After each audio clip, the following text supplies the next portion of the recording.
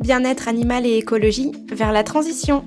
Bonjour, Jeanne Platz, vétérinaire écologue. Si vous n'avez pas vu les 2 premières vidéos de cette série sur le bien-être animal en élevage et l'écologie, je vous invite à les consulter par ici. Aujourd'hui, nous allons parler des pistes d'action pour implémenter le changement. Pour vous faire comprendre la complexité de la démarche, prenons l'exemple d'un élevage de porcs voulant transitionner vers le plein air. Il faudra tout d'abord adapter les infrastructures existantes pour que les porcs puissent sortir, peut-être même adapter les génétiques pour qu'il n'ait pas trop froid par rapport aux conditions climatiques extérieures.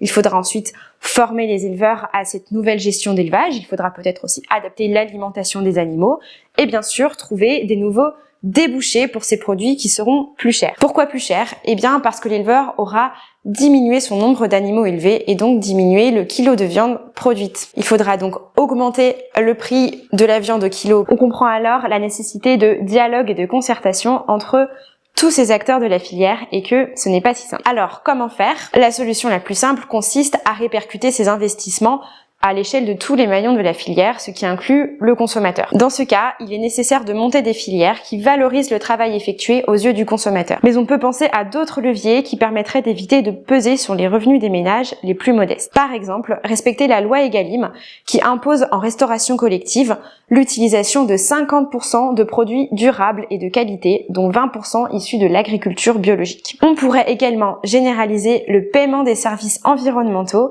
qui récompensent les éleveurs pour de meilleures pratiques environnementales et pourquoi pas ajouter une clause sur le bien-être animal. Les aides de l'État et de l'Europe via la PAC pourraient également être conditionnées sur ces bonnes pratiques. Un durcissement de la réglementation, tout en laissant un temps d'adaptation suffisant, pourrait également être très efficace. Mais alors, il faut également mettre en place des mesures pour éviter les importations de pays produisant avec des pratiques qui ne respectent pas nos standards. Ceci est pour l'instant très compliqué à mettre en place à cause des accords de libre-échange. Enfin, on peut aussi s'inspirer des éleveurs déjà engagés dans ces systèmes plus extensifs et économiquement rentables. Il est également important de faciliter les financements et l'accès aux terres pour les porteurs de projets souhaitant s'engager dans des élevages durables, car ce sont souvent des points bloquants. En tant que consommateurs, nous avons également un rôle à jouer. Tout d'abord, nous pouvons réaliser que le prix des produits animaux n'a jamais été aussi bas et qu'il n'est pas illogique de les revaloriser. Pour les plus modestes, des aides pourraient s'envisager afin d'accéder à des produits de qualité. Leur financement pourrait être contrebalancé par les économies